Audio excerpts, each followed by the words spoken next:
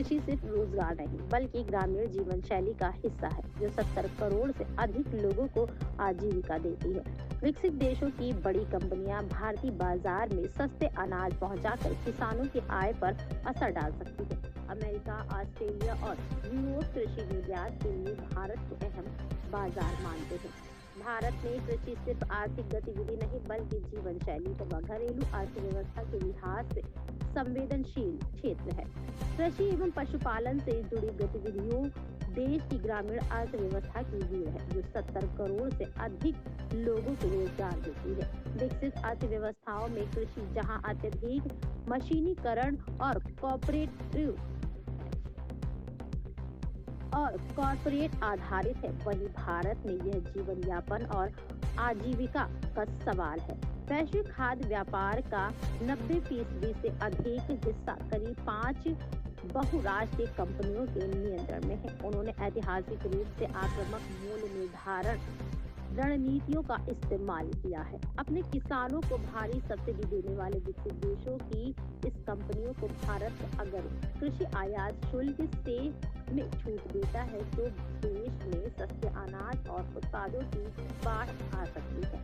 इससे भारतीय किसानों की आय और आजीविका पर गंभीर असर पड़ेगा।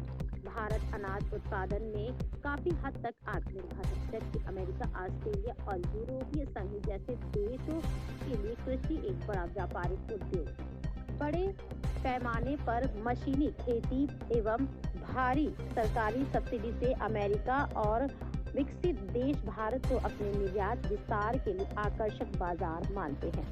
रिपोर्ट के मुताबिक 2024 में अमेरिका का कृषि निर्यात $176 अरब का रहा, जो उसके कुल वस्तु निर्यात का करीब 10% है। देश की 50% से अधिक आबादी कृषि पर निर्भर है, इसलिए भारत पूरे कृषि क्षेत्र को संवेदनशील मानता है।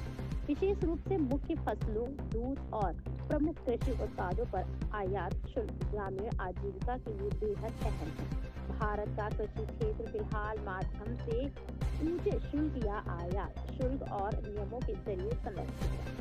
घरेलू ताकि किसानों को अनुचित प्रतिस्पर्धा से बचाया जा सके। इस क्षेत्र को खोलने का मतलब आयात प्रतिबंध और शुल्क कम करना होगा। भारत कृषि क्षेत्र की सुरक्षा के लिए 0 से 150% तक का शुल्क लगता है।